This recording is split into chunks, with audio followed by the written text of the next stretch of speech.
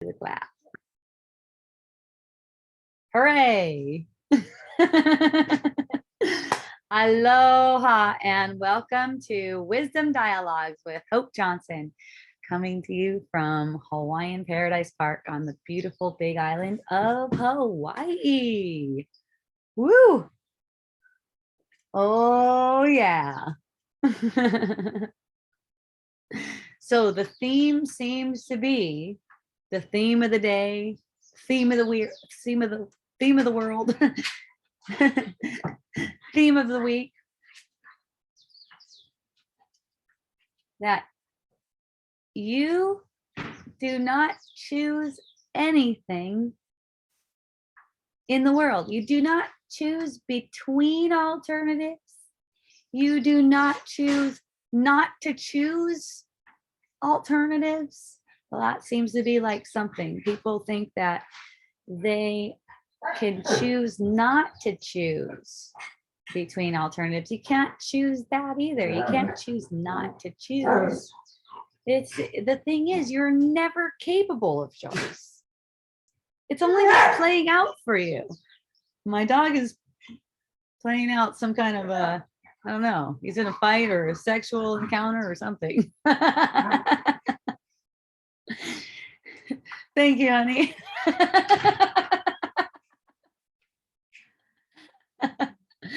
My husband came and saved me again, like a damsel in distress. We love that pattern.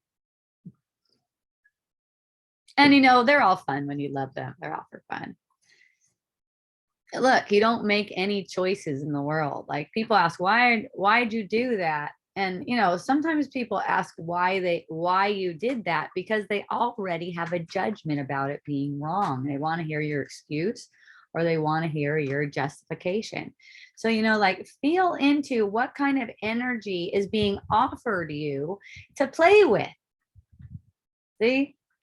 So a lot of the times people miss the, miss some obvious signs. You know, people talk about like red flags and stuff like that, missing some obvious signs. And that's just because we like to project whatever we think it is onto everything. You know, people are showing you all the time what kind of energy games they want to play with you. And you know, you're always making a choice between whether you're going to take that as something that you are like have to play along with. You don't have to play along with anyone's game. You know, hey Anne, why do you mow your lawn in a circle instead of going back and forth like normal people? It's like, you know, there's a sense when someone's already made up their mind. It's like the question is just masquerading as something. The person already made up their mind about this action, the way you're taking the action, the way the action is, the way the words are. There's something wrong with it. Okay. So when you catch that drift, so to speak, like what kind of energy that is, let yourself relax with it and go into more of a playful mode because you never have to take anything seriously. So when someone's looking to play out a serious pattern with you, and serious always comes along with, oh, look, something's wrong. See, oh, look, you know, I have analyzed you in this way and I have determined that you have this. Something's wrong with you. This kind of energy is given to you for fun. It's for having fun with it. It really is. You know, there's no need to be afraid of it. It's just kind of like, oh, how fun. It's like a hook for you to get to justify. When you justify yourself, you've already condemned yourself. That's why you're justifying yourself. So you know when you're in justification because there's a certain feeling that goes along with it. It's kind of like an icky feeling, you know, when you're in justification or explaining yourself as if you need to explain yourself to a person for one, but you won't see that and see how to get out of it unless you're really aware of how it feels to be in it. See? So to get the feeling, like you just get the perception of yourself being questioned in this way, where it's not really a question. Any answer you give would just serve to validate the judgment that underlied the question. See, you can sense this energy and you can watch it playing out when you find yourself in any kind of a justification. So when you see it and you see what it is, you're just not going to be able to play along with it in that way. Instead, you play on your own with it. It's just like it's like it presents itself to you, and it sparks some inspiration in you. Some way that you can play and be creative in that. And inviting the other person to relax too. It's like they don't have to relax their judgment about you. They don't have to let it go for you to be okay, but it invites them to that because that's what they really want. We really we really have the same interests. We're really serving the same purpose when we're serving our true purpose, which is to unveil these patterns and see through them. It's so fun. So, like, I don't get mad at anyone for trying to nag bomb me or something. It makes me laugh. It's like a tickle. Hey, I saw you do it this way and I thought you did it wrong. Oh, that's awesome. It's like it's like an invitation to playfulness. One of my friends told me the other day, he said, I'm just not going to get you on any of these, am I? Because they just kept on putting stuff out. And I just kept on like, I guess you could say playing with it. It just ended up in a joke and we're laughing. He's like, I'm not going to get you on anything, these things, am I? And I go, I don't think so, just because I could feel them and I'm not like going to play into that energy. So the energy play is as if, to get you to look at yourself as if you're a doer, for one, like you're responsible for the things you seem to do. As if your self-image is important. Like for me, my self-image isn't important. I mean, my self-image, to me, I'm happy with it being an idiot. I mean, really, that's what it is. It doesn't know anything. It's a story that I weaved. But it's a playful idiot, kind of like the fool, like someone who doesn't have any idea and can just trust. It's something that can just trust because it doesn't know anything. It being an idiot means it can be trusting. See, it's something like that. Something like that. Probably not what you make of it. A lot of the times you guys don't understand what the fuck I'm saying. But you know what? As you listen, things start to click. So if you're having a good ass time, then why not, right? Some of you come just because it's fun and you can laugh. Eventually things start to click. Look, when you get it, it's very joyful.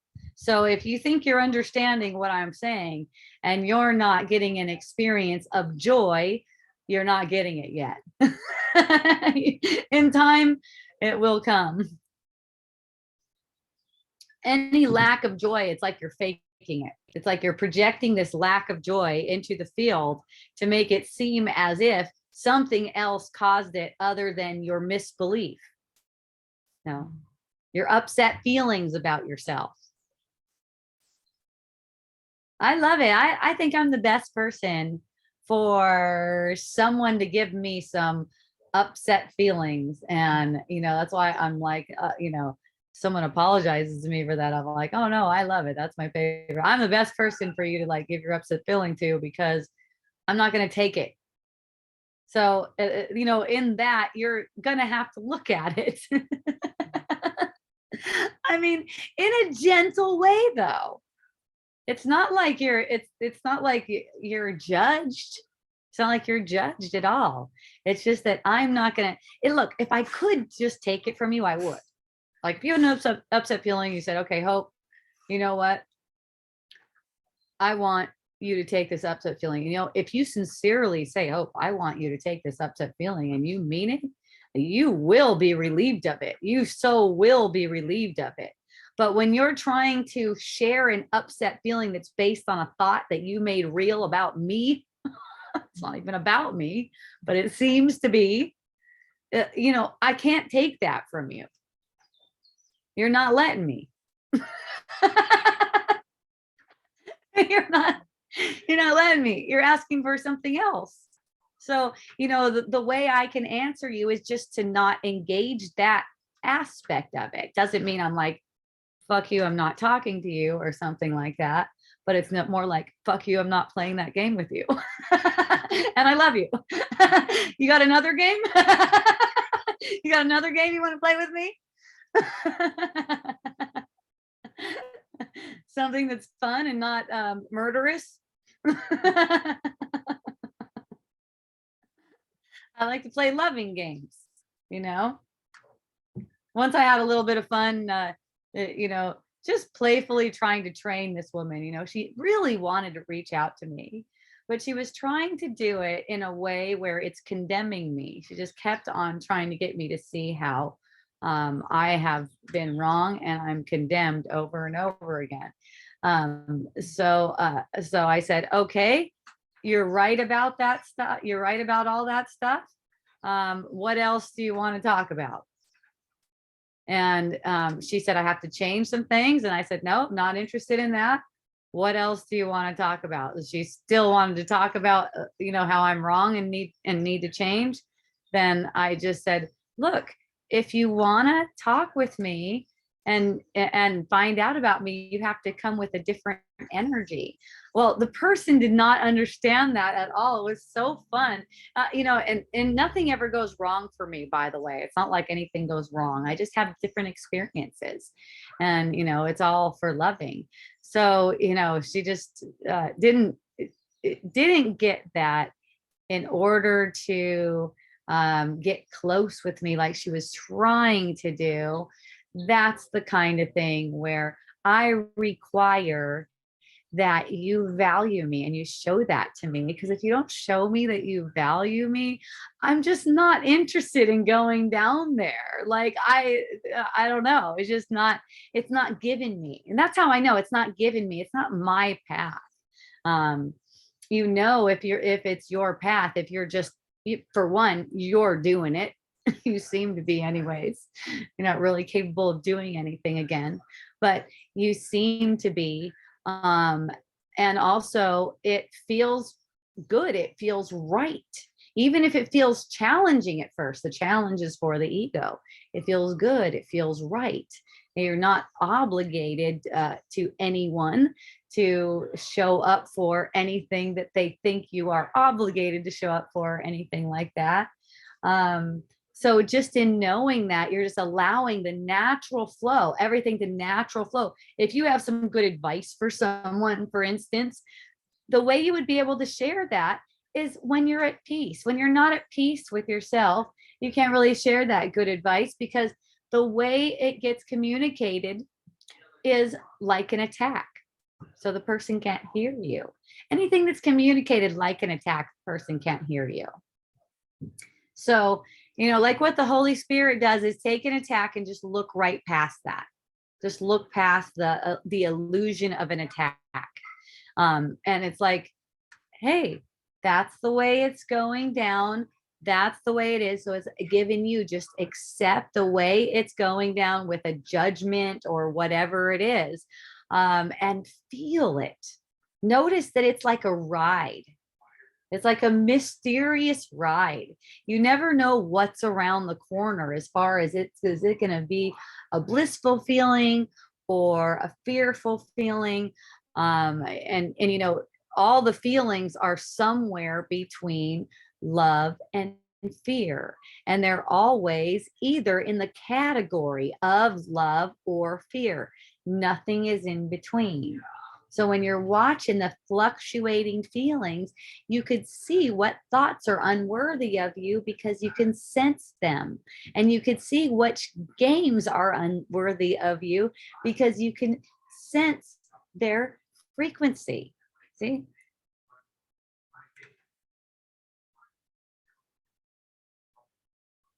and everything is game. So like you're playing a game, like when you go to the grocery store and you pretend like you need shit from there. Okay. Okay. First, you get in the game of pretending like you can drive somewhere. There's no space. You get in the car, drive somewhere. You play a game of putting gas in that car.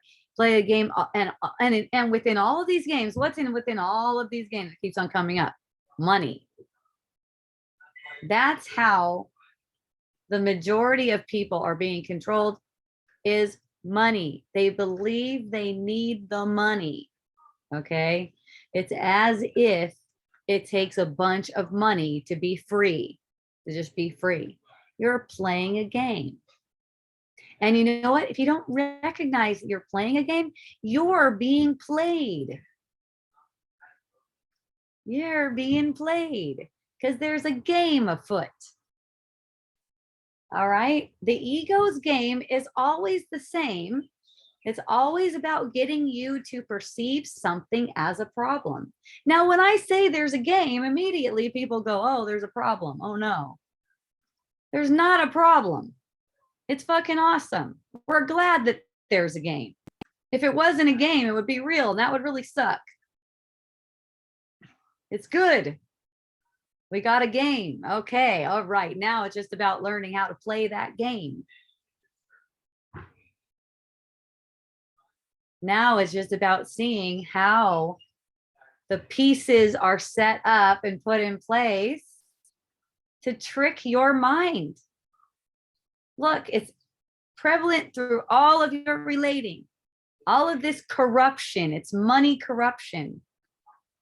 Time is money. Your relationships is all through your relationships. You can have a falling out with a person over money. That's like silly as shit, huh? Oh yeah, well, they ripped me off. Yeah, I got that perception before. I didn't realize how silly it was until I did. You know, I was telling a friend about it. I was telling another friend about how I got ripped off by this guy. And as I was saying it, something was off. I could just sense that something was off. There was a sense of a feeling. I could just sense that it's not in the love category anymore. It's moved over to the fear category. It's maybe like some irritation. Let's say it's like irritating. While I'm speaking this about how someone totally ripped me off to another person. Just seeing that and noticing, I made that up. I made that person up. I made that person up as if they ripped me off. And then I told that to another person. And I'm glad I had a dream. In my dream, I told it to another person, because in doing so, I could sense it really well and recognize how it was hurting me. So I never had to have, after that, any kind of falling out with a person over money. It's not necessary. That doesn't, you know, the ego will tell you that sets you up for getting screwed on money again and again and again. But that's just the ego's thing, because the ego thinks that defensiveness is going to save you.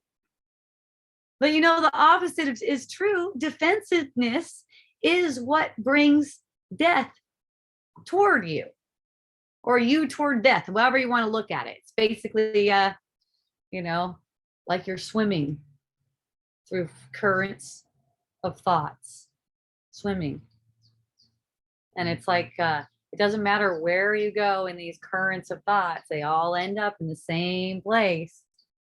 And it's all what you observe and how you observe it. That's where you're going to transcend this ocean of thoughts, you could say.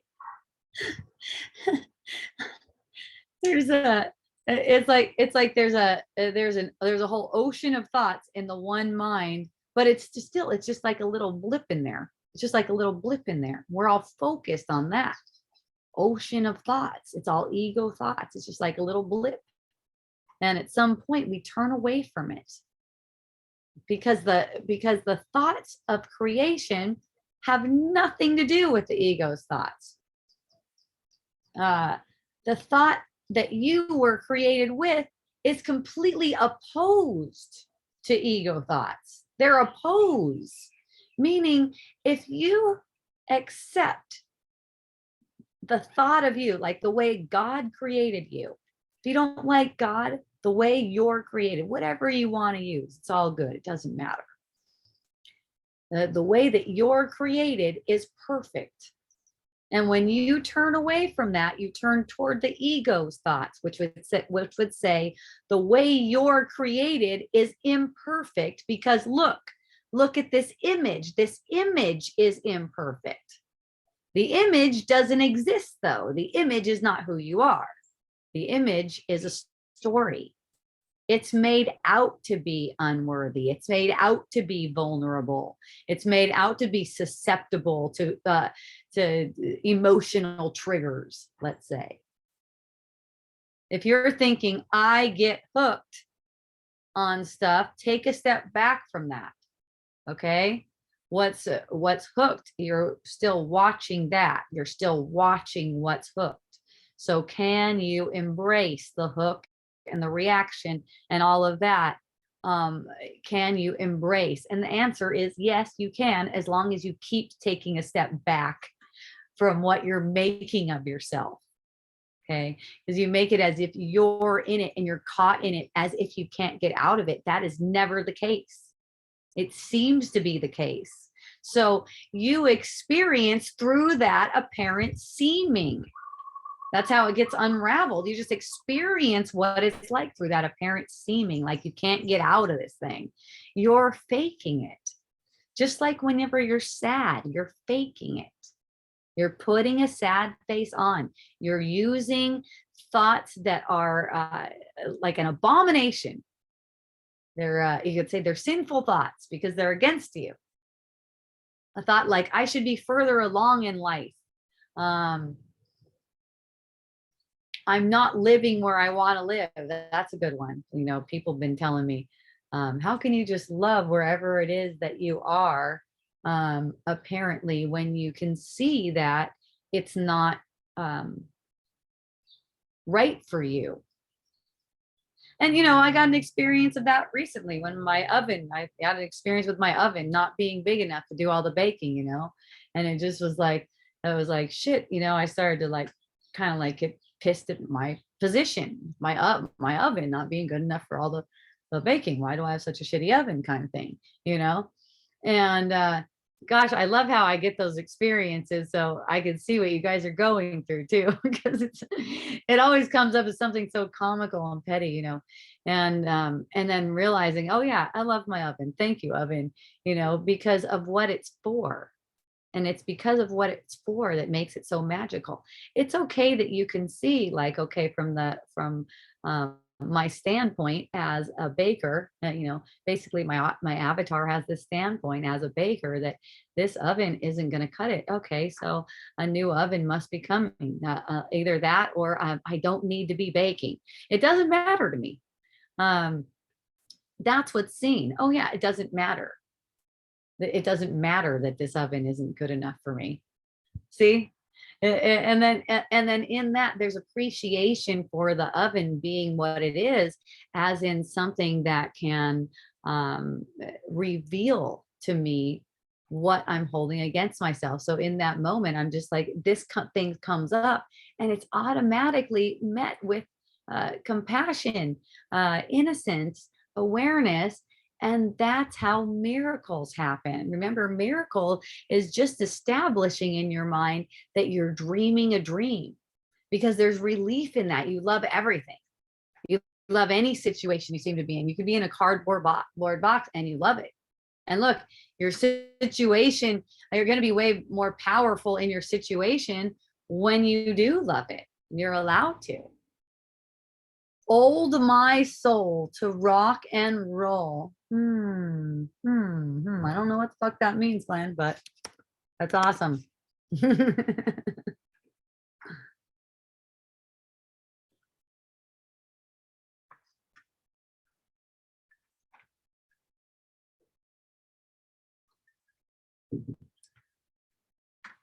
to find out what is authentic for you, you have to be willing to let go of all of the conditionings, like what you think you should do, how you think you should be, how you think you should be in a relationship, what a good friend does. That's another thing. It's not up to you to decide what a good friend does. The ego wants to be good. That's not about you. Okay. You don't need to be good anything. All right. That's just looking for approval. That's really looking for outside approval. You don't need to be good anything. Okay. So when it comes to the question of how to be a friend, you be a friend to yourself. That's first. That's always first. It's like if you must see what your authentic expression is and allow that to be the case. Well, oftentimes we have ulterior motives. Like for instance, let's say you're married, you're in a married kind of situation. And you think that since you're married, that means that whenever your husband asks you for a blowjob, you're just supposed to give one. This is a common thing. I mean, I might sound funny to you, but this is a common thing. Like I hear these things, okay? And maybe you've been playing into it for years, okay? Or maybe you're just dating and you think that's the situation. It could be anything, apply to anything. I like to use examples that make me laugh. So, at some point, you're gonna seemingly take almost like a leap in consciousness, almost like a leap forward, when you find yourself expressing that you're not going to do that anymore.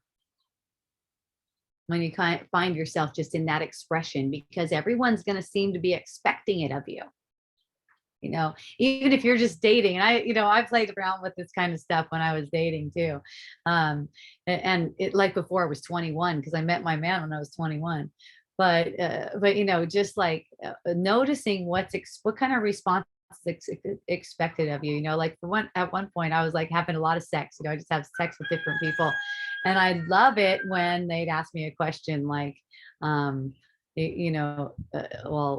why do you just have sex so easily, or something like that, and expect, because what would be the normal thing that people would say is like, oh yeah, I don't do that all the time, but it was just like really special with you and stuff like that.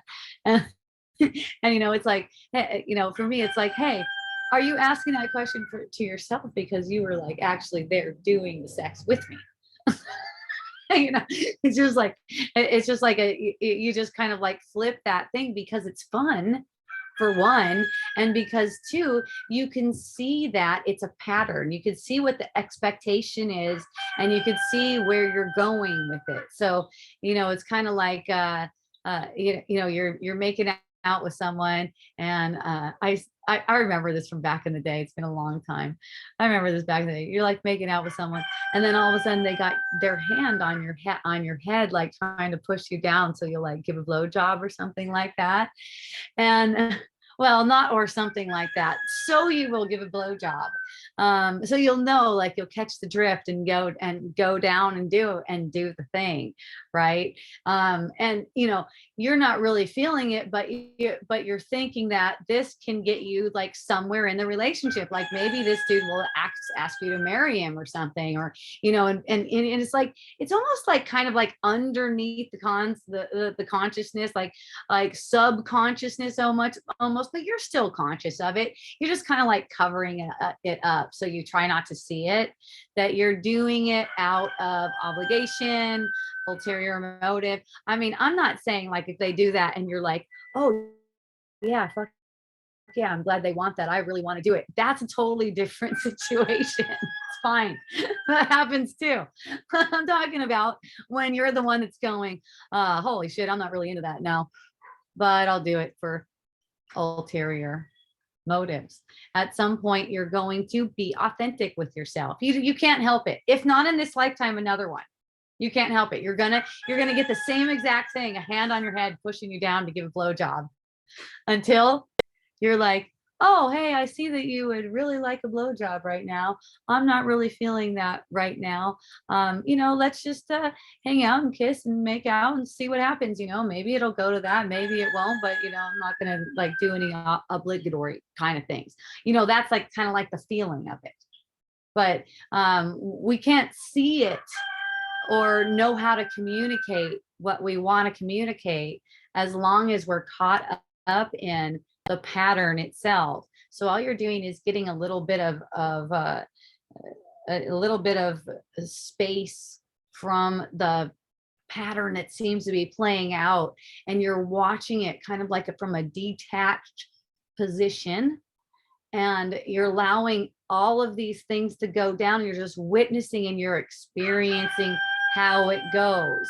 So say you're aware of this and the hands on your head, and you go and you're totally aware of what is playing out in your mind, and you're going down and you're doing the deed, and you're still aware of what's going on in your mind. Look, if you're upset, you're not focused on giving a blowjob anyways.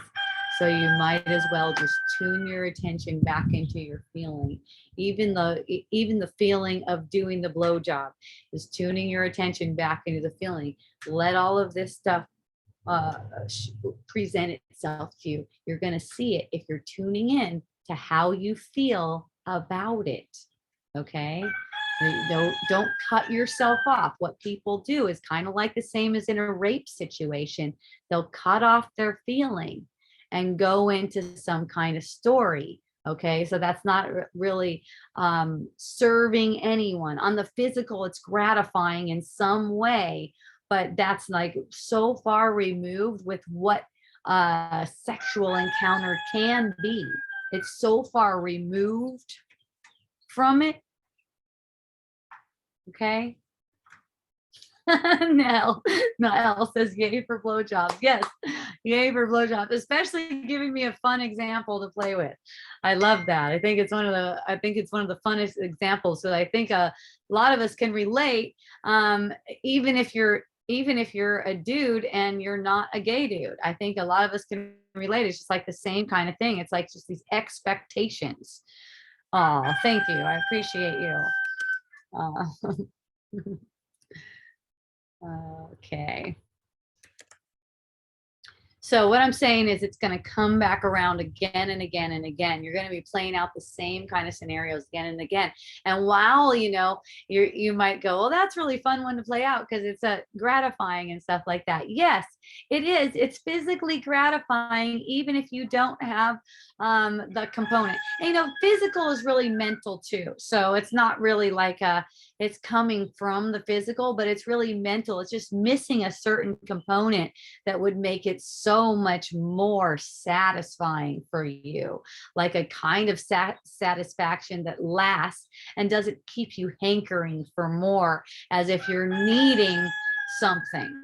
And it's just like the kind of lovemaking that comes out of two people that don't need each other to do anything is just really beautiful and blissful and beyond what we learned that sex is, beyond that which we learned it is. Okay. I remember when I had my first orgasm, and I'll tell you what, I thought that was amazing. For one thing, I thought that was freaking amazing. I was like, whoa. For one, I knew I did it, even though I had a dude with me. I was like, I freaking did that. I was like, I did that to myself.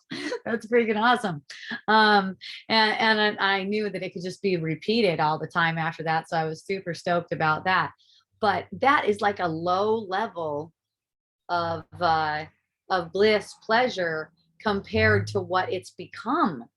For what I experience it as, kind of like in phase one, what I sometimes refer to as phase one, where you don't realize what's going on. Well, I didn't realize what was going on. That was the best thing in the world.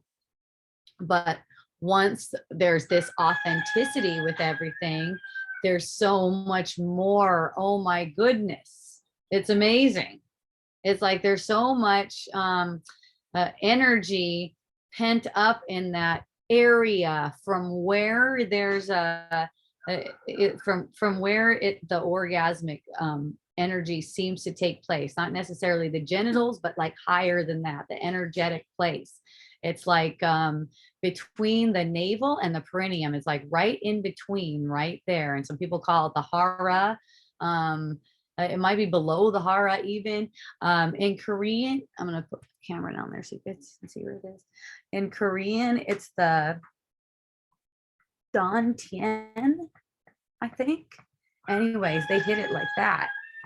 And it's interesting because it's symbolic of this this tightening up around a self-concept. It seems like that's symbolic of where the self-concept is, and then this tightening around it.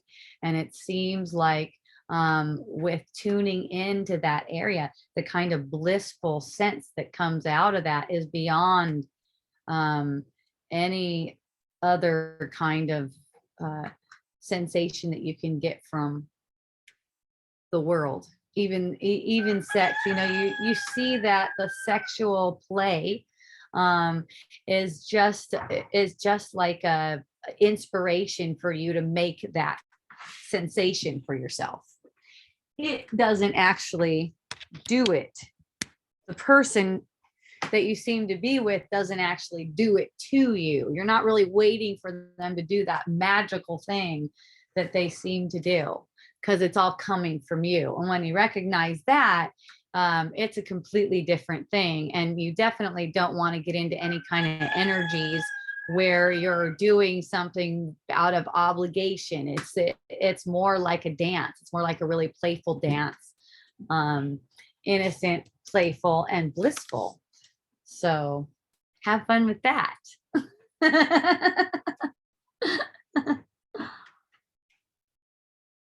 And you can apply it to anything. You can apply it to partnerships at work. You can apply it to gardening with your kids. It's just allowing everyone to bring whatever they bring to the experience. Whatever perception you have of them is perfect teaching for you. So being thankful for whatever the perception is.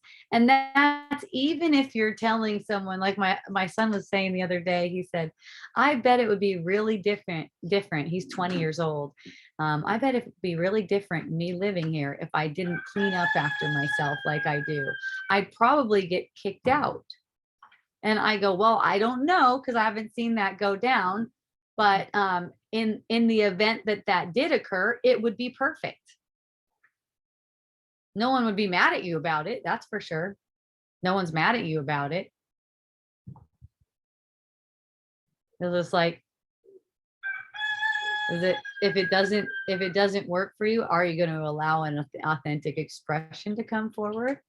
Or are you going to mask it and act like you're victimized? I love how I said mask it too, because that is so fun. You know, I hear from so many people and about how they hate masking. They hate it. And they do it because they are victimized. Basically, they have to do it. People tell me, I have to do it. And they think that that's true for them, that they think that that's true. They make that reality for them. Now, look, when you make a reality that you are doing something against your will, you're suffering. When you make that reality that you're doing something against your will, that is suffering. Once I realized that I was not willing, not wholly willing, not wholly on board, not wholly down with wearing a mask, I didn't have to do it anymore. It was really nice. And you know, at one moment, well, it was a lot of moments because it takes a long time to get there. I went on a plane, and at that moment, I felt completely willing to wear a mask. So I did. It's not a matter of what I should or should not do. It's not like that. If I'm not aligned with it, that's the message from my spirit. It's a sensory alignment. There's a sensory alignment that we've been taught to ignore and use logic and reason in its stead, right? I use logic and reason to find out if I should wear a mask. Let me see. Let me write this down here. No, it's just kind of like, you just know. When you know, you know. That's not appealing for you. That's not your will, you can say. And it's not your will to be carrying out anyone's plans for you. It's not your will to be carrying those plans out. But do you see how you get hooked by the corruption because of money stuff? That's where the coercion comes in. Well, if you want a job, if you want to get food, it's all like economic kind stuff. See? And I'm not saying that you need to try to change your behavior in any way. I'm never saying that. So don't take it like that. You are only being asked to watch what kind of energy is being projected onto you. You're all projecting onto yourselves. Niall says, if I forget to wear a mask, I just don't wear it. If I have it and I feel like wearing it, I wear it. I don't put out any energy. I don't put out any energy out on it. Nice. Exactly. So the game is to make people afraid. I noticed that. I see patterns. The game is to make people afraid. The mask is a symbol of fear. That's all. So it's like, there's no need to be afraid of it. It's silly that there's any kind of symbol of fear, because fear doesn't even exist. That's why it looks clownish. Is it dystopian, or does it look like you're at the fair with a bunch of clowns? Have fun, whatever's fun for you, And you're painting them all. You're painting all the people the way you want them to be. The way you would have them be for your purposes, to serve your purposes, what you need for awakening the mind. So it's perfect.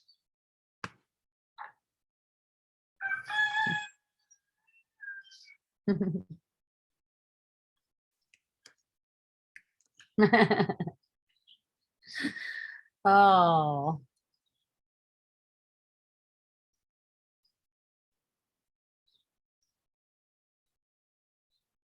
Why do we care about things? Let's say that. Why do we care about things? Let's say we don't care about things, really. We're not really capable of caring about anything in this world, but we seem to care about things. You notice that? There's certain things you seem to care about. You seem to care about your kids, like you seem to care about other people, maybe other people's feelings. You seem to care about those things. You know why you seem to care? You seem to care so that you can be used in that way. Allow the sense of caring, but don't get caught up in it. Allow that sense of caring to reveal more fun, and to reveal to people how they could have more fun and they can laugh more. I met this really sweet young girl the other day, and she told me that she's on this land with a bunch of people and they're learning how to get along with each other. And I go, oh, are you guys building anything yet? And she goes, no, we've been there for like 6 months and we're still learning how to get along with each other. And I go, oh, what are you guys doing? And she goes, oh, well, when we get a feeling, then we get an upset feeling about someone in our group, then we have meetings about it and we talk about it for hours and hours, and just hasn't been resolved, and we just keep on talking about it. And I said, well, your feelings are meaningless, right? And she got like this, put her hand on her hip. I go, oh yeah, I know that reaction. And she's like, I don't resonate with that. And I was like, oh yeah, I know, I see that. I can see that you don't resonate with that, with it. And you know, she was still curious, even though she didn't resonate. And we talked about it, and you know, it's like we take these feelings that we have as if they're meaningful, and they're not. They're only coming up so that we can open up, so that we can see more. They're coming up so we can see more and feel more. They're not anything. They don't mean anything. No one needs to process with it. No one needs to process with that. No one needs to hear about it. If each one, or just one, really, just one in the whole group, just decided to take care of their own feelings, didn't burden anyone, didn't try to burden anyone with their feelings. And really, you know, you can't really burden anyone. So if you find yourself, you know, telling someone, yeah, when I saw you, this is the way nonviolent communication works, which seems really violent to me, but that's all right. This is the way nonviolent communication works. When I saw you taking a piss in my cup, in my drinking cup, I felt whatever, irritated. When I saw you taking a piss in my drinking cup, I felt irritated. Well, here we go. We could just take out all of the when I saw you do part and go right to I felt irritated for no fucking reason. That's honest. That's really honest. I thought the reason was this. And then, oh my goodness, thank you for playing. See, to the ego's going to go, that's blasphemy. That's blasphemy. You can't just say that you felt irritation because you made it up. You were irritated because that person pissed in your cup. No, you weren't. You were irritated first, and you made that person piss in your cup. First, you were irritated. Then you made the person piss in your cup. Okay? So it's not true. Why do you want to lie? I know why. Keep that self-image. That self-image needs lies constantly, 24/7, needs to be fed with lies. Meaningless babble. Yeah. That happened today. Golden piss cup. Yeah, you're still are you drinking your own and other people's now, or just your own?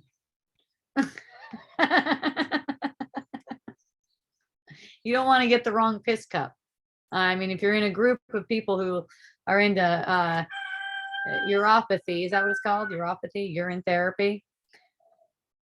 I don't know. Maybe you do. I've heard that you know, some of them like to drink each other's piss too. So.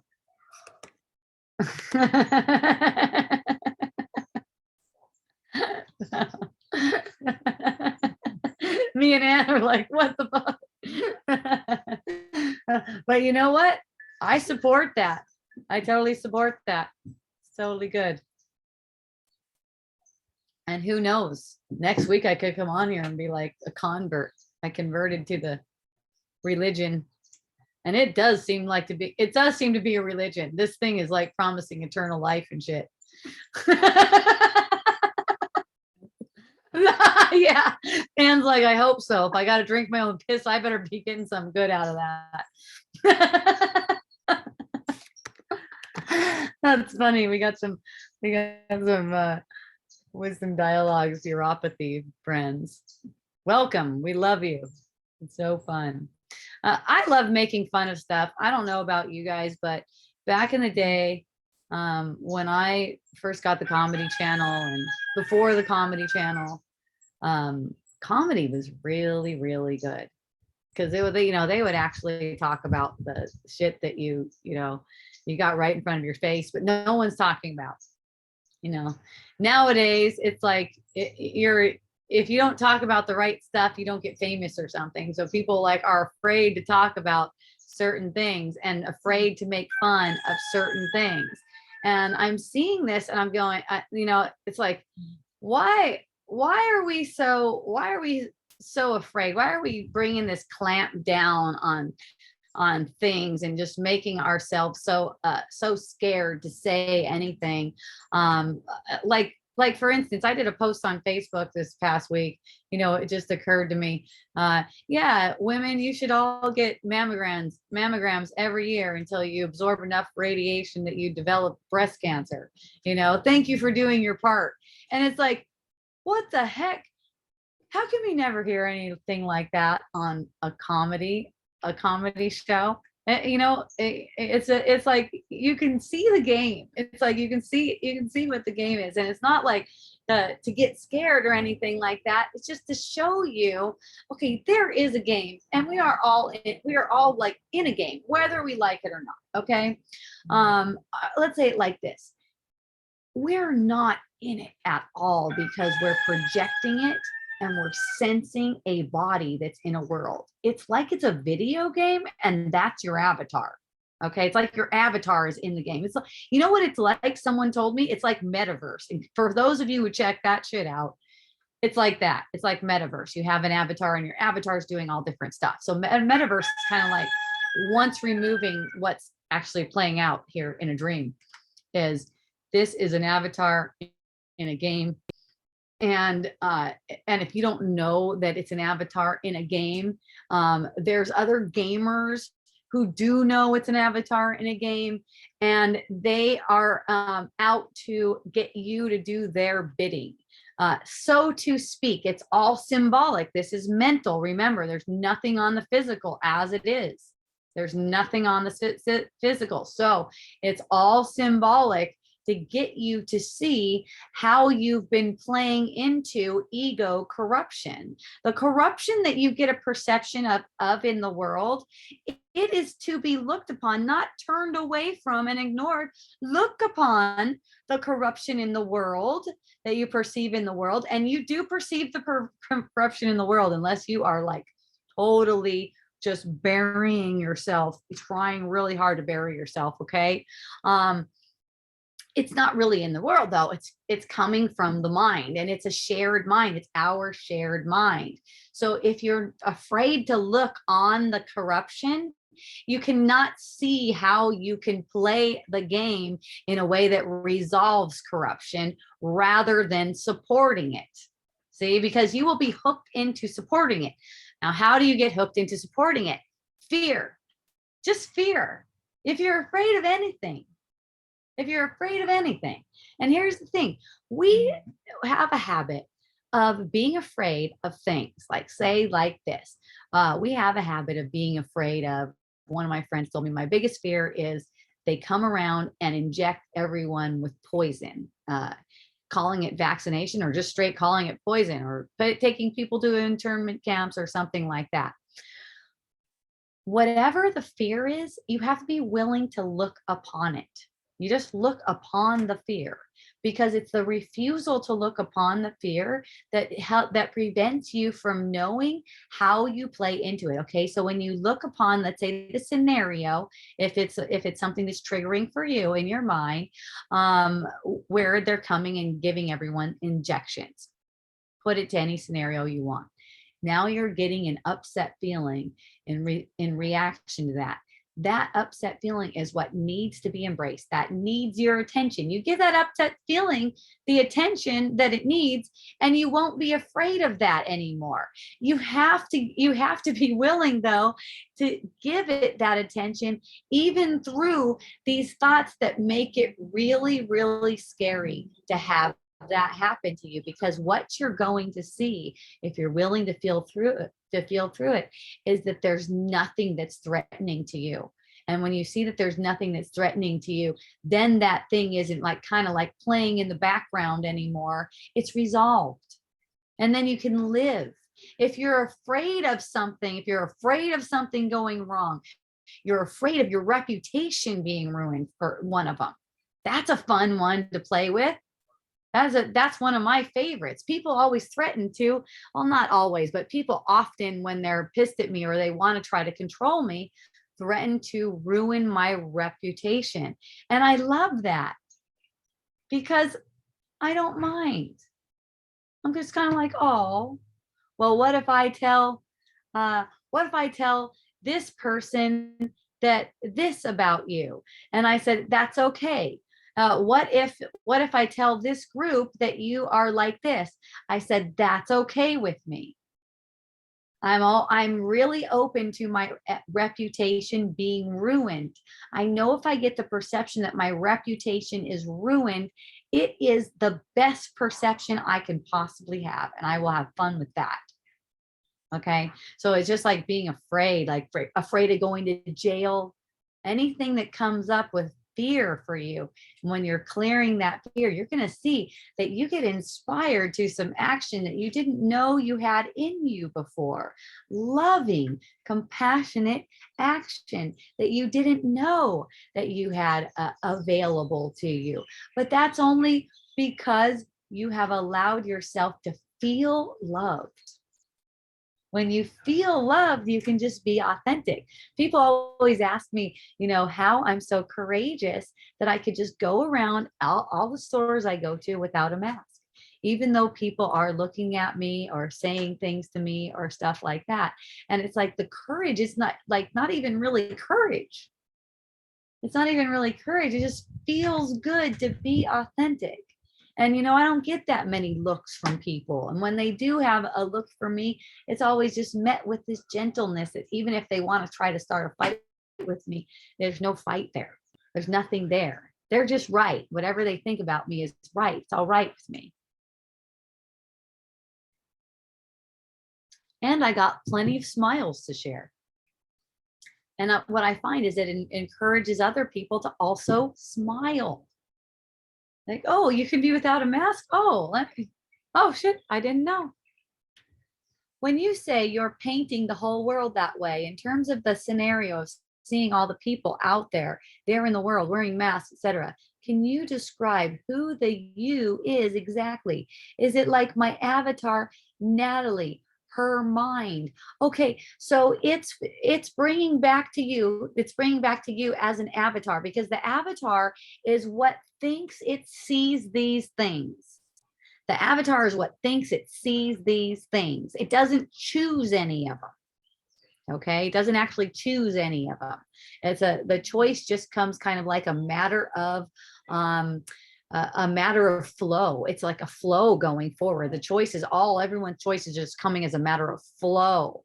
Okay, so you're painting a picture of them is a painting in the mind by making choices over and over again to take love or to take fear as if it's meaningful. And whenever you do that, you reject love. So in rejecting love, they've been painted. So it's kind of like you're spinning around. It's kind of like you're spinning around a concept. Okay, you're spinning around this concept of yourself, and it's spinning and making illusions. And then the illusion comes out as all these other people. So you see them as you would have them be for your awakening. And in recognizing that, there is inspiration. It's scary at first, and you don't want to admit it at first. Like, why did I make them into whatever you're making of them? Right. But then once you see how that benefits you, you could be very grateful, which is also respectful. But it's not respectful of people. It's not respectful of people. It's respectful of the spirit. Okay. It's not respectful of people. People demand a certain kind of respect that upholds their image of being separate. That's why Jesus said, I'm a respecter, because the kind of respect that a person can get has to do with upholding a personal self-image. So I respect the truth for everyone. And that's a certain kind of respectful that's different from what the world requires of, seems to require of you. Or is it like a group mind that is in an illusion? No, it's all coming from you. It's all coming from you. Yeah. The blessing is to see that it's coming from you. It's like it's a like a lonely dream, and everyone is conspiring to wake you up. That includes everyone wearing masks. Isn't that great? I love it. I just feel so grateful. My goodness, thanks you guys for doing all this for me. And then I'm gonna not wear a mask and see how that plays out. It's good stuff. We just play. We just play in the field. Uh, I get overwhelmed with this ocean of ego thoughts concept, trying to take responsibility for my mind. Okay, good. Yeah. So the responsibility you have comes down to that observing, that way of observing. And that's really a willingness. So it's really like a leaning. It's not a doing like you think. It's really like a leaning. And, if you feel like you need to do something, like you need to give some effort in some way, put all your effort you can into seeing if you can relax more. All your effort you can into that. Just put all of it into it, seeing how you can relax more. Get a mental sense of relaxation. Okay.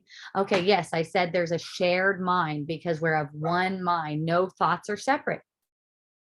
But everything that you get a perception of in the world comes from you. Okay. We share the same mind. Yes, we do. But are there separate minds too? No, there are no separate minds. There are no separate minds. You might refer to your mind in a way that you think, you say the kinds of patterns that you've grown accustomed to, the kind of patterns that are habitual to you, right? Something like that. But no, it's one mind, it's shared mind. So any thought pattern that we follow, everyone else feels it. And when we follow one thought pattern about a particular person, that affects how we relate with them. Okay. That's what I mean. Like, it's not separate. You can't sit there in private and have a conversation with yourself about a person and them not feel it. There's no privacy like that. They know. Even if they don't know, they know, and it affects your relating. That's why I tell people, it's great if you get the perception of wishing ill for a person. It's great. You get the perception of wishing them ill. That's wonderful. Now look at that and how it feels. This is the observation. How does it feel? Because that's entirely for you. It's felt by you. You're going to have to deal with it. It's your issue that you have to deal with. So so you might as well get a load of it right now. So just sense what it is when you wish ill for someone. Notice how it is. Notice how that plays out within you. That's the shared mind. That's basically what you're projecting. That's what you're trying to play. That's the energy games you're trying to play in the moment. So when you notice that it hurts you, and you notice that over and over again, for some of us it takes a while. Be patient with yourself. Believe me, it's not going to take nearly as long as it took you to get to this point. So you just be patient with it. Watch the energy play, and you're going to see through it. Just know that you are, as whenever you intend to see through it, you are getting a healing in that regard. So just don't give into doubt. Don't give into the why is this taking too long kind of thoughts and stuff like that. Just observe it. But okay. So you just said there's a shared mind, but are there separate minds too? Or is the reaction are what are separate?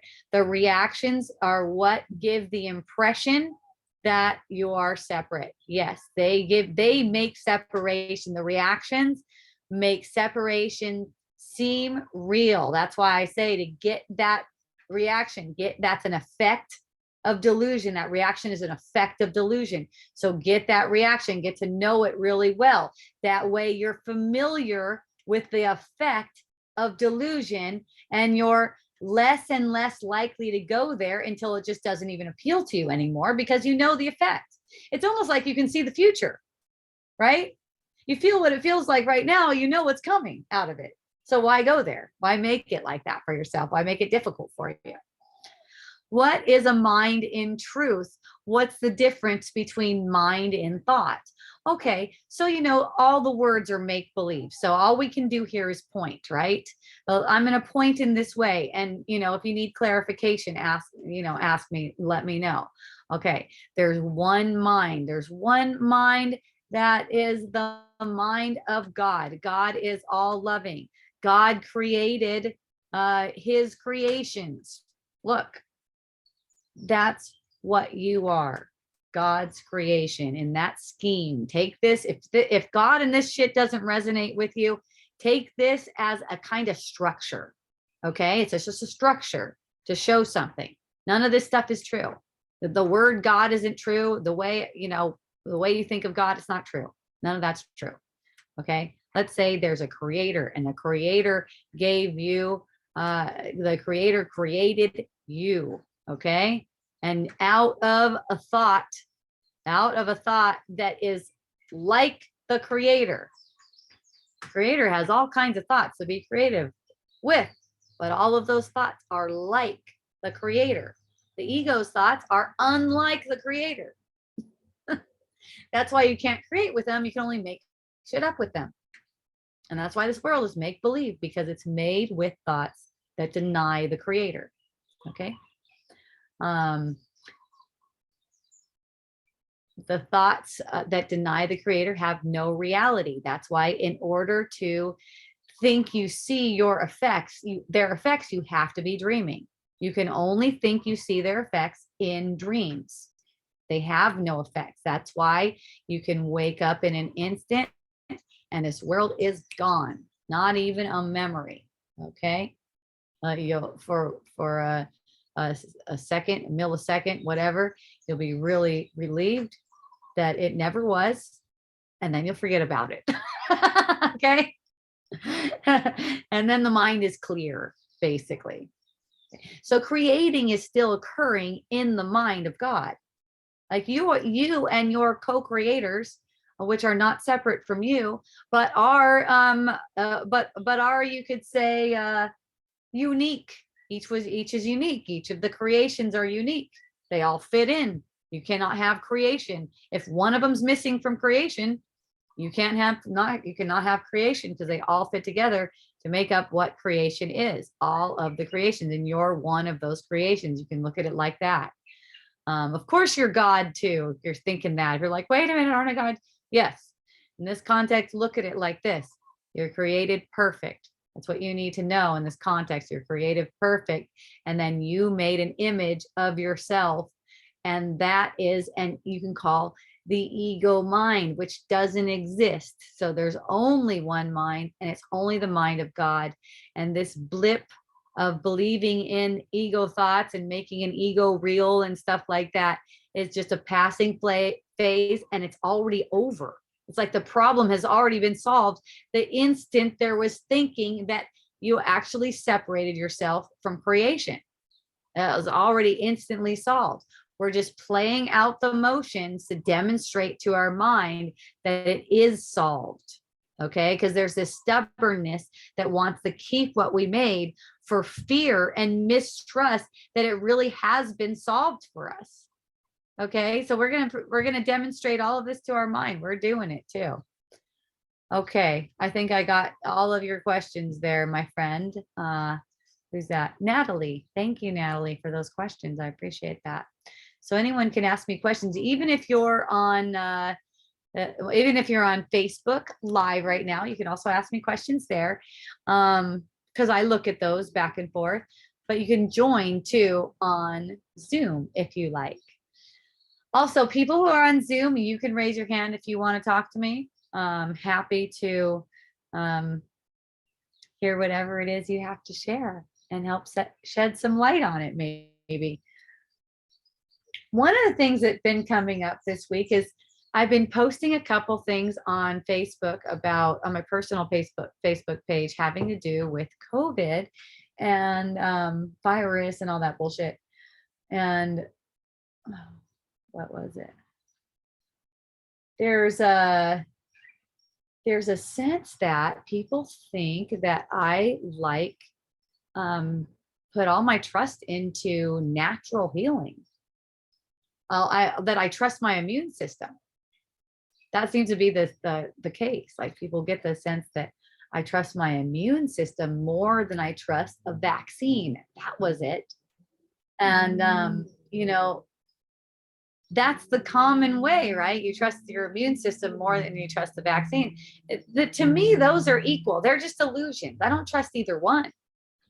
You know, I was sharing with one of my friends, if you trust in the body illusion, the immunization or the, what is it called? Immunity, natural immunity is part of the body illusion. If you trust in that, you're going to have your trust betrayed. Whenever you trust in an illusion, you're going to have your trust betrayed. So if you trust in the illusion that you have natural immunity, you are going to get the perception that your body has betrayed you at some point in time. So you don't need that. Natalie says, I'm going to relax in my observations and hang out in patience. Thank you. Yay. Okay. Thank you too. Thank you for asking. All right. We got Margaret who is raising her hand. So this is fun. Yay, Margaret. I feel like I've been to so many Hope Johnsons in the last 2 years, and I've always sat kind of on the background. I know. I don't think I've had you come on before.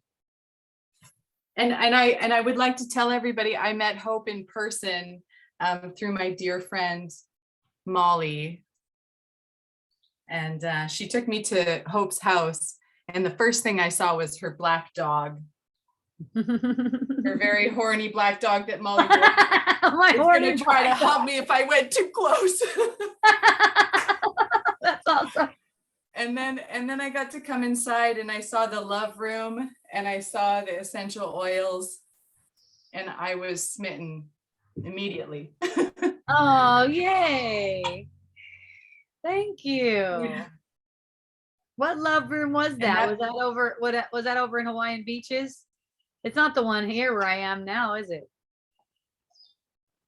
I can't say for sure, but I think it's the one that you rented shortly after you lost your house. Yeah, that's it. Oh, how awesome. It was beautiful. Thank yeah. you. Oh, thanks for coming. So now you're out of the shadows.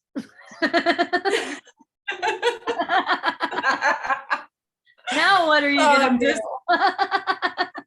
I'm laughing with you now. Yay. I was dressing up. I know you can't see me because I haven't shared my video, but I'm celebrating us. Okay. As I do. Okay. Hope comes on Mondays, and it's just a part of my experience these winter days in Canada. Oh my goodness, I'm so grateful. Thank you. I'm halfway in between making dinner, so I, just turned off the pans and brought my full attention. Oh, fun. Thank you. And I'm so grateful, Hope, for the message that you spread. And today I shared one of your posts on my story. Oh, cool. I often get censored. I don't know ever when I'm actually getting heard or not, but I think it is because people enjoy my story that I get banished sometimes and nobody gets to see it. Isn't that fun? So it's a double-edged sword because lately I haven't been able to message anybody on Facebook. And it seems like it just comes in and out. Yeah. And I'm sure you're aware of what that feels like living in Hawaii. Yeah. The internet is often pretty fleeting. Yes. Yeah. All our stories.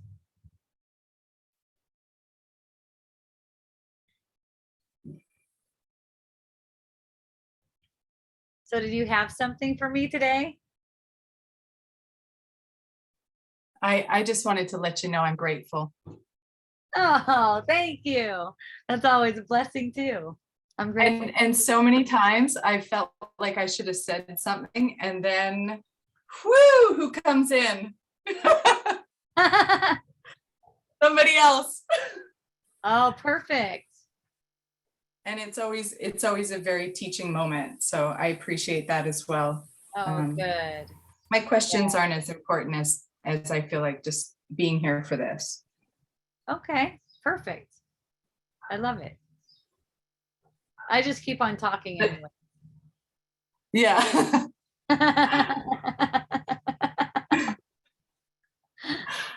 And for me, that's part of why I come here, is because I'm so impressed that you can keep the dialogue moving and stay present and voice it. Yeah, it's an enjoyable experience for me to witness. Oh, thank you. Well, it's an enjoyable experience for me, and being witnessed is really the only way it can go down. Yeah. So, thank you. Yeah. Glenn, Glenn and Natalie are on there talking now about Glenn's in Canada and Natalie is close to Canada. And Glenn is saying truck Fudo. Yeah, it's been interesting to watch the even just here in BC, we're across the whole continent from Ontario and Ottawa, where most of this is going on, but we see it in our streets. On the Saturday that they first started the what do you call it? A peaceful protest. Convoy, trucker convoy. We saw it was almost 40% of traffic was having their lights flashing or having a flag or some show of support. Yeah. So that's just amazing. It just melted my being as I moved through it. And as I need it, because I'm as rigid as they come lately. I'm somebody who thought I kind of made my way through some of the trauma that was daily experience of living. And then there was COVID, and that was a whole new level for me. How awesome. I'm so grateful for COVID for being that for so many people. Who doesn't want to get quarantined with your mother for months on end and really get to know who she is and love her for that, and oh man, that's amazing. What a blessing. And then also get like kicked out of your family's place because maybe you're too grateful for them. Oh, that's great. And then go live on the road where you're not supposed to be for most of COVID. Perfect. And I found my way around the road, seeing that like most people don't really know what's going on out there. They know what's going on inside their screens and their internets. Yeah. But once you actually move around, you kind of see a different story. Yeah, I bet. And that's my life's goal, is to connect to as many as I can. Yeah. Yeah, it's so cool just to see people coming together and they're partying, from what I can see anyways, from what's been shared to me. They're partying, they're celebrating. They're like, hey, we're celebrating our freedom here, and it's like, freaking cold. We gotta move, man. It's cold and we're outside. Yeah, wow. And that's how we party in Canada, man. We keep moving. And I'm from a ski mountain community, and that's how we do it. We make sure to dress warm and we keep moving. Yeah, I mean, if you find yourself in the cold, it's definitely for you, like I don't find myself in the cold very often. When I do, it seems like it's like the end of the world for me. Yeah. I think it's pretty funny, that might be like, if you ask me, Hope, what's the most thing you're afraid of? It would be the cold. But I just allow myself to be relieved of the fear of that whenever it does come up, because I know in the moment that I would be able to deal with the cold if that was what it was. You don't get anything more, you don't get anything beyond that which you can't, which you can handle, right? You're That's not going right. to get anything you can't handle. So I agree. it's all being shown to you. And like Nael is saying, nothing is going on, only love. Yes, no matter what the intensity, and we have all these different kind of ways for things to be intense for people. I hear from like single mothers who are in a custody dispute, and the parent and the other parent wants to give their kid a vaccination, and they're freaking out, or these things that just seem like it's like some kind of situation just made it really tough for you. And that's what intensity is. It's like, it seems like something is really tough and intense for you. It's not really true though. It's tough, it's intense for an ego. And as long as we're willing to get relief from that, we can see the intensity for the ego. See, this is like an assault. For me to say something like this to the ego, that's an assault. 'Cause it's like, don't say it's the ego, you know. But yeah, it's like this intensity is really for the ego, and the ego is programmed to make it look like that intensity is for you. But it really doesn't matter what the situation is, or the situation seems to be, I should say, because no matter what, you are in a relaxed space if you allow yourself to be in a relaxed space. You already are in a relaxed space if you just allow yourself to be there. It's only mental shit that gets you as if you're going crazy. And if you just watch that play out, that thing will be going crazy right in your field, in your energy field. Just watch it and let it burn itself out until you're not afraid of anything. It's like, not being afraid of cold. Let's give you an example. Not being afraid of cold is what allows me to seemingly remember my jacket, for instance. Being afraid of cold sets up illusions where you're in a situation and you're fucking cold. Right? Mhm. Being afraid of it brings it on. And there's not a problem with bringing it on, having it come on, or having been afraid of it, because each moment is an opportunity to clear that. So it's not about guilting yourself about it or making yourself wrong, but it's about seeing it. So you know what kind of thing you're using it for. When you know that, you don't want to use it anymore.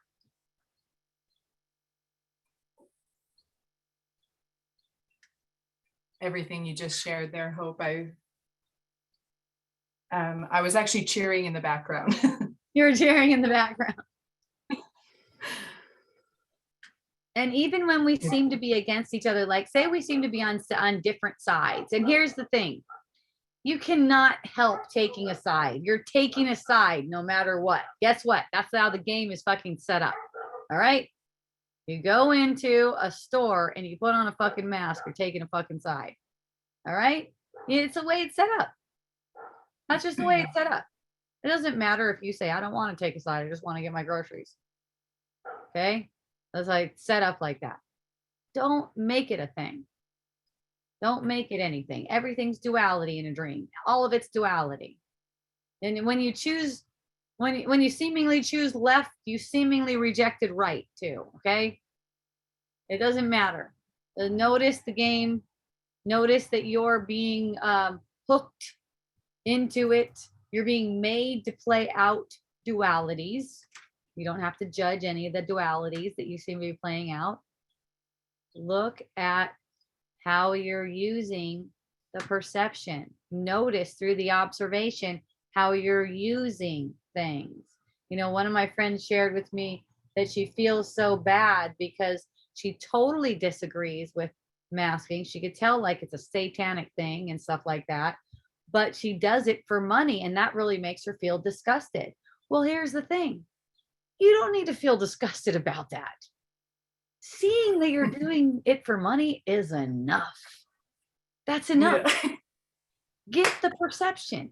Notice how you see what's eventually going to occur is you're going to notice that you're doing it for money is not really getting you anything that you want. It's not getting you anything that you want. You're going to see that. But first, before you see that, you got to slip past this judgment you have of why you're doing these things. You know, you can see the underlying current. You can see it. It's always a device.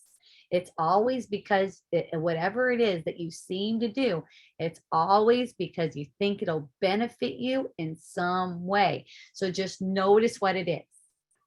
Mhm. Okay. It's, So it's less suffering, right?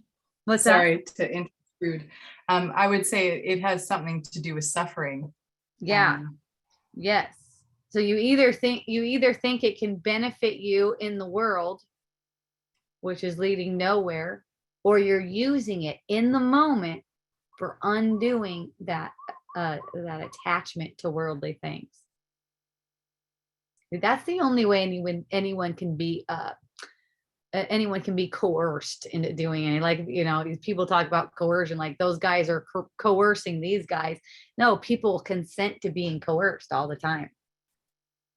You can't be coerced if you're not believing that you need things, for one. That was one thing that was like released from me right away from the beginning. It was like, I don't need anything. Therefore, I don't have to wear a mask because I don't need anything. If I thought I needed something, then I definitely have to do it. But I don't, in this moment, I don't need anything. So I don't need to do anything. See? It's like we get caught up with thinking we need shit. Go ahead. and that's the slowing down. It's not in reacting, it's responding to the moment, slowing Exactly. ourselves down. And I am not that person. I must say to everybody. What do you mean? If anybody knows me right now, I'm well, I just don't think I have it all together. Oh, well, Well, and nobody, you're never going to think that because you're looking at yourself in a weird way. yeah. You know, because the self you are, who you are, doesn't need to have anything together in the world. And there's nothing that could be fallen apart about you in reality. Mhm. So so just, you know, that statement is like symbolic of focusing on this image and always trying to make this image better, which is suffering. You don't need, That's you so know, true. your image doesn't need you to make it better. Your image needs your love. See, it's neutral. Mhm. It's not good or bad. It's just what you see, what you think you see about yourself is what you would see about yourself. It's what you wanted to see. You made it like that because you're afraid. So you just made it like that. So as you love it, the self-image that you seem to see, yes, a graven image, that's right. As you love the self-image that you seem to see, it can relax. It doesn't have to be so anxious. Mhm. All that anxiety, that's your Mhm. image anxiety in reaction to your judgment. Hope I so appreciate it. Can you please tell that to my image? Well, you know, I you're I'm just not you're not the image. So it's up to you. It's up to you in the moment when something and comes up and you just like, go ahead. that's the words I need to hear. What? You're not the image. Yes, you're not the image. Okay, so you got to I think of it repeated as an your words. avatar. You're not the image. You cut out a little bit there. Say it one more time.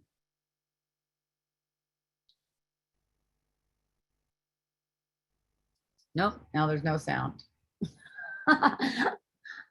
Yeah, you're not the image. So when you get some detachment from that, you know, when you say, can you tell that to my image? You're actually avoiding something right there. You're avoiding a decision that's yours to make. That your decision, your image doesn't make one fucking decision either. Like I said, it's kind of like a river flowing. It's just kind of like pop, pop, pop. Yeah, she got cut off. She'll listen later. You're not in charge of the flow, and your image isn't in charge of the flow either. And you're not the image, but the image is what's reacting to your judgment. And you don't, and you're not even capable of judgment. You just believe some judgment was true, and that made it about your image. And that's what makes your image, your avatar, anxious, reactive. It doesn't need to do anything different. Your image doesn't need to do anything different. You need to look at it in a different way. You need to observe your image in a different way, noticing that you set yourself up like that. So now it gets compassion. Like I was saying in the last one, our in-person one, which you can find on Spotify and stuff like that. I was saying how, man, you know what? I'm a fucking idiot. Let's just start with that. Okay. I'm a fucking idiot. And guess what? I love myself anyway. How about that? Okay. It's not like I'm a fucking idiot and I feel bad about it. I'm a fucking idiot and I love that about myself. But wait a minute, Hope.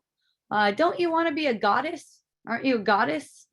And I was like, yeah, that too. But I like to be really irreverent about this thing, because you get all caught up in this thing being a goddess, and then you got some expectations of it that it can't live up to. And then you're freaking accusing it of not being good enough again. Okay. So you can just, like, to simplify it for everyone, you can start with, I'm a fucking idiot and I love that about myself. How about that? I have one friend who's constantly trying to hook me into perceiving myself as a fucking idiot. Right. And I said, you know what? I saw what he was doing. I said, you know what? I'm a fucking idiot. I do stupid ass shit all the time. I just don't mind. So this line of questioning is just going nowhere. And he's like, damn, I love you. And I'm like, I love you too.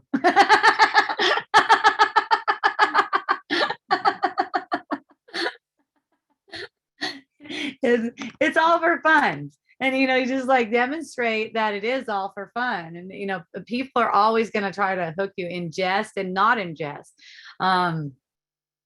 about how you need to look at how you did something wrong. And, you know, you're not capable of doing anything. So they got to be talking about your self-image, who's already been bombarded with all kinds of judgment. Like, it doesn't need any more judgment from you, you know? And so it's like, you just let that thing off the hook, let that avatar off the hook. Okay. Because if it's allowed to be loved, that's how you feel loved. Your avatar is allowed to be loved. That's how you're going to feel loved, because you're projecting the feeling of love instead of projecting a feeling of fear. See, it's like you're going to project basically what you are. Let's say it's like that. You're going to project what you are. And what you are is what you're being, kind of like how you're being with your self-image. Like, if you're demanding of it, only way I'm going to approve of you today is if you name it, whatever it is. Don't eat any carbs. I don't know. Only way I'm going to approve of you today is if you don't shoot up heroin. I don't know. Whatever. If you don't go on Facebook, only way I'm going to approve of you today is if you make $100, right? So you're constantly either projecting condemnation or extending love to your self-image. And that's really important to know, because you see what you're doing all of the time. You don't have a life. The life that you think you have is it's the outcome of spinning stories that attack who you are. Spinning meaningless stories. Just keep spinning meaningless stories. Margaret, if you want to come back on with me again, raise your hand so I know, okay? Sock it to me. That's a good one, L. Reminds me of the good old days. Sock it to him with the spirit.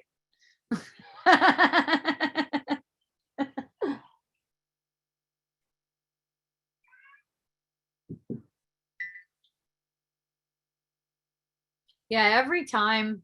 That's why it's fun to me when you guys ask me questions like, you think you have some kind of problem and you ask me a question about it. It's always fun to me to point out, because every time all it is you're attacking your avatar. And it's like, let me see how you're attacking your avatar and help you see how you're attacking your avatar. That's basically all I can do. I can like help you see how you're attacking your avatar.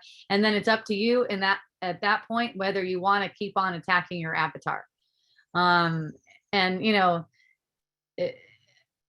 if you choose to keep on attacking your avatar, and that is a choice that you make, that's the difference between love and fear.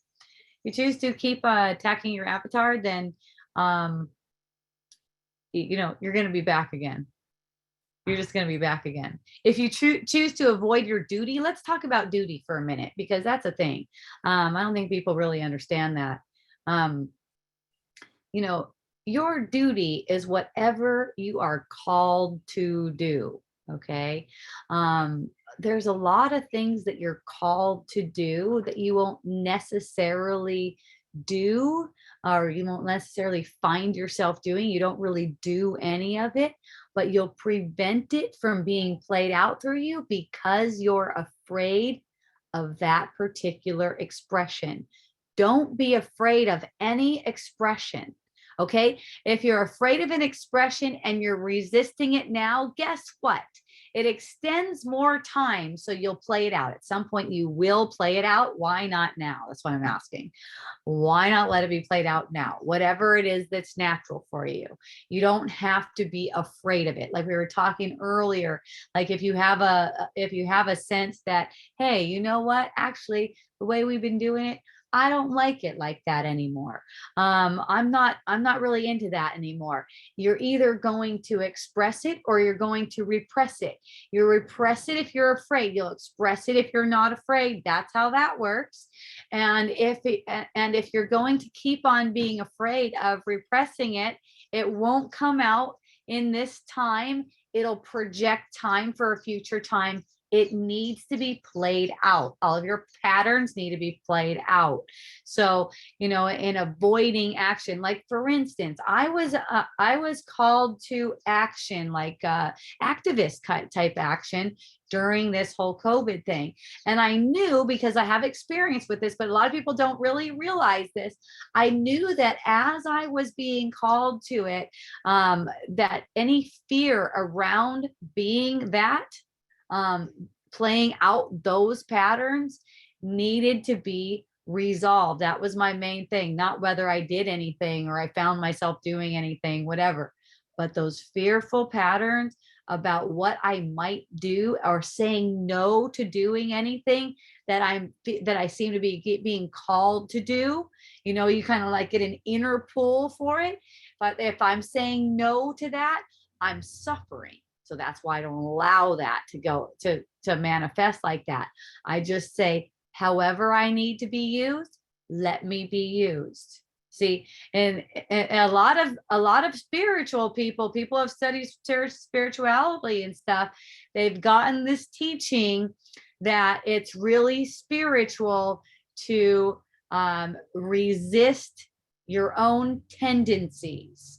The tendencies do not need to be resisted. They need to be played out.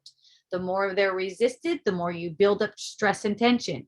The more you try to project that other people are doing it wrong, because you know that you're missing your call. You're missing your calling to play out what it is that you need to see, that you need to watch yourself play out.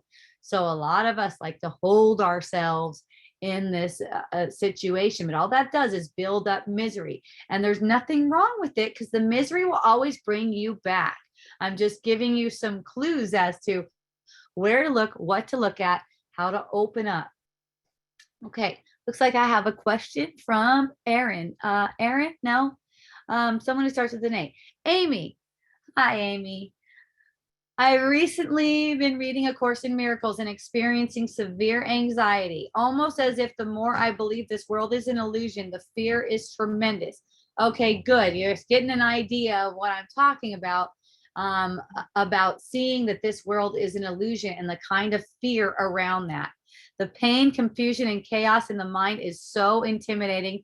I find myself reaching back to guilty feelings as if I'm out of God's will, almost as if I'm losing my mind.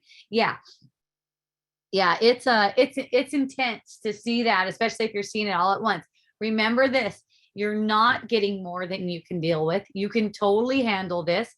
Feelings as if you're out of God's will. Oh, you know that one. You know that habit. Where did you learn that? Where did you learn that habit? Huh? Being out of God's will. So you know that voice. That's silly. That's laughable. How could you be out of God's will? That's not possible.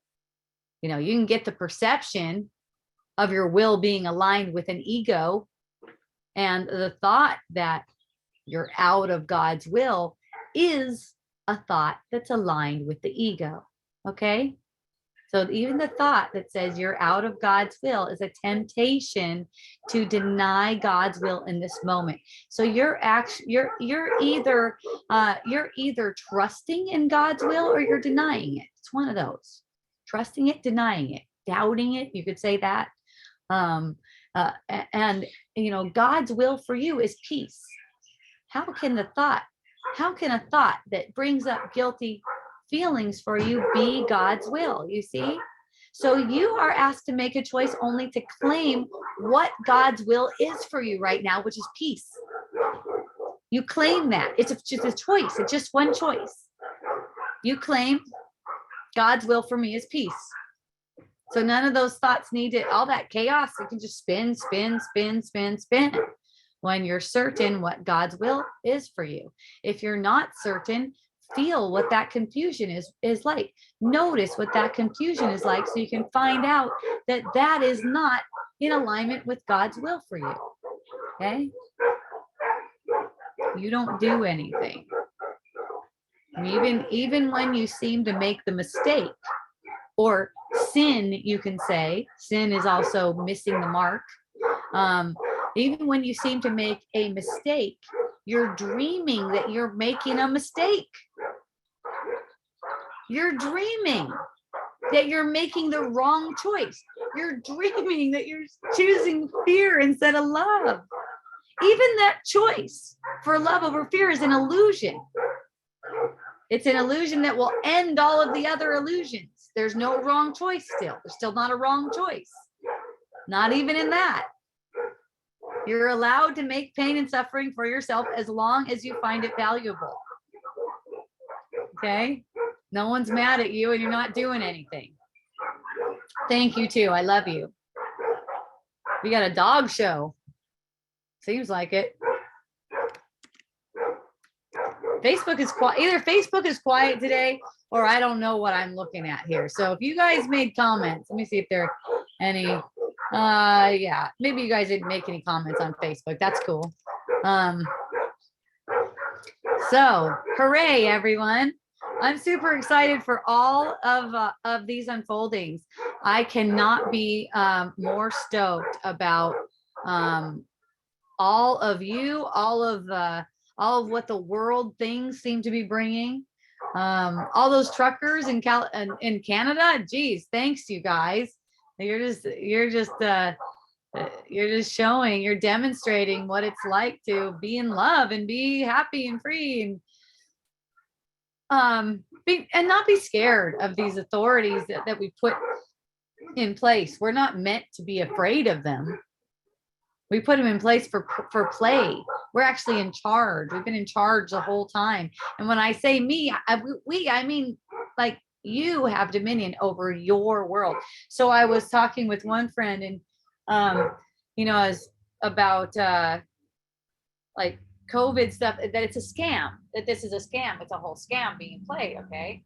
And he said, I don't have to get caught up in stuff like that. And it's like, yeah, you never will get caught up in any of it if you're willing to look on it in fear. I mean, without fear. Excuse me. You're never going to get caught up in it unless you're looking on it with fear. Okay. If you're looking on it as an ego, that's with fear. So the ego takes it as, this is separate from me. It's happening outside of me. This is a threat. But the spirit takes it as, this is exciting. Look at, this is what the play is.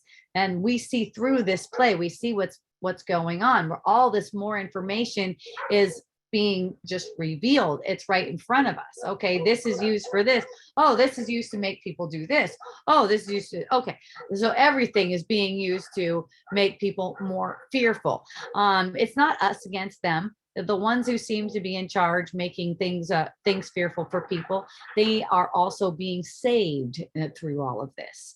This is a big opportunity to see through what we made. You cannot see through what we made without looking on it. For some people, it's not their time to look on it. It's not their time to look on it. They're gonna have a different purpose with it. It's the same underlying purpose, but as far as their learning goes, they're at a different place in their learning. So they're not going to even, some people are not even going to perceive it. Some people are going to seem like they just took all the poisonous pills and got killed. Okay. It's also perfect. It's also just exactly what people need to go through, experience through. They'll be back. They'll get the later on lessons too. If you're listening to Wisdom Dialogues, you're getting the lesson right now of what it looks like to take a macrocosm, take this macrocosm of the government and apply it to your microcosm of a life, what you call your life, with your relationships and everything like that. Noticing the corruption that you get a perception of the world is only an expression of the corruption that we play out in our relationships, in our day-to-day relating. Okay, there's these energies that we play with each other where the ego has the authority. We agree and we consent that the ego has authority over our lives. That manifests as if it's a government, an establishment, physically having authority over everyone's lives.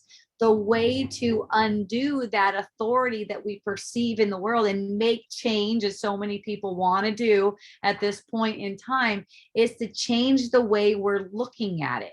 As far as when in our relationships, noticing these corrupt kind of games we play, where we try to make things like make money meaningful, make obligation meaningful, make sickness true, make cause and effect in the world as if they're meaningful.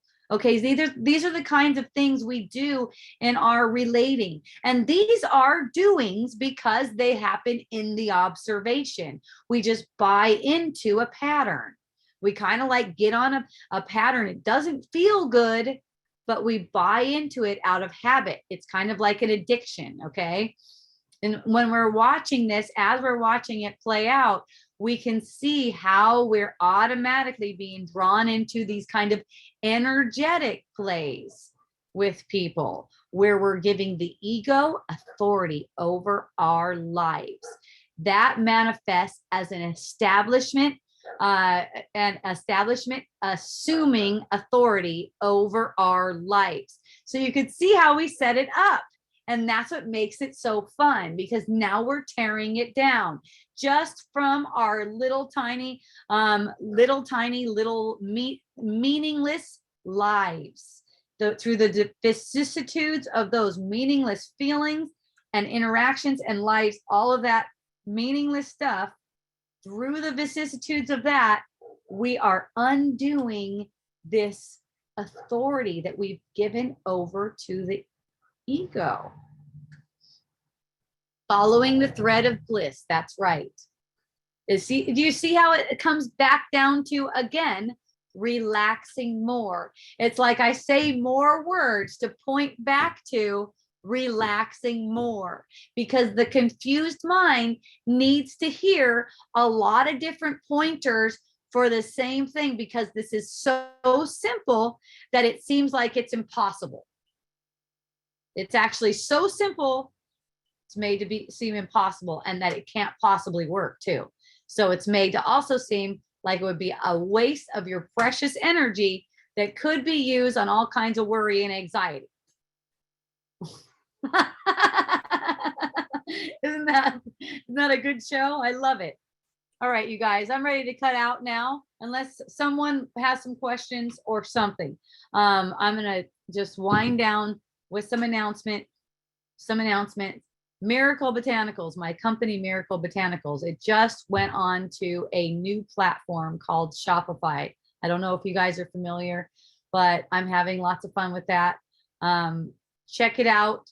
It's not all the way bitching yet, because there's some glitches like you get when you just like transfer over to a website, but it works. It does work, and it's fast and it's beautiful. There's plenty of information there. So check it out, miraclebotanicals.com. That's a very fun way to support Wisdom Dialogues. Also, you get the best essential oils in the world. I mean, and for a really good price too. So yeah. And then hopejohnson.org is where you can find all the recordings and stuff like that. You can also donate to me there. I definitely appreciate donations. Thank you so much for that. And you can get my book there. And what else? Instagram, Awesome Hope Johnson on Instagram. I think it's awesome. I don't know. Awesome Hope Johnson. You'll probably find it. There's some good stuff being posted there. My friend Goda, thank you, Goda, is posting all kinds of stuff that I say, even the stuff that I say here in Wisdom Dialogues online and in person. She listens to those recordings and quotes them, and then she puts a bitchin' ass photo with it. So that's really sweet. Plus, I do wisdom bits there twice a week, usually twice a week. Also, Awakening with Hope on Telegram. I do some of my writings there when I'm not interested in having any kind of feedback. They just go right onto there. Of course, if you want to send me a message and ask me a question or something like that, feel free to. I just don't have feedback on that particular feed. I'm always open for your questions. And speaking of that, let's see, who's this? This is FFF. Oh, Goda. Hi. I wanted to say I was listening to one of your past dialogues, and I really enjoyed your take on the idea of passion. You mentioned that when you apparently do something for a passion, you sacrifice your energy and time in order to do it. Whereas when you are in a state of love, you find yourself doing it just enough to where you feel uplifted. Yeah, that's a really good point. Thank you for bringing that back up. Yeah, exactly. Exactly. I just want to say thank you for that, because I didn't even realize you could use something that you apparently love to hurt yourself. Yay, I'm so glad. I love it how you just get those things right out of there. And you probably heard I was just talking about you too. How's your next book coming? Well, I was working on my next book this morning again. Oh my gosh, you guys, I'm just like in a really blissful space with that. I'm not doing it super fast, but I was just like going through, and I got to this part, and I spent like the whole morning on this one part. It was like this big. I love that. I just have a good time with that. It was like this big, and then it became like this big. And then I'm like, yes. And I could just feel it. And I'm like, yeah. And that's when I feel like, okay, that's ready for the book. You know, sometimes these things go fast and sometimes these things go slow. I'm enjoying a really slow unfold with my book. And it's fun because, you know, I think it was like a year ago or something. I thought I would just be done with it in a couple months. I was like, oh yeah, for sure, this thing is just done. And then it didn't go down like that. And then I'm like, that's perfect. I love the way it goes because of what it's all for. It can take as long. I know you guys don't really need a book. When you get the book, if you get the book, I don't even know. If you get the book, it's going to be in perfect timing. And it also shows me that there's more teaching and learning to do before this book is ready. And that's why it's taking longer, which makes it all the more awesome.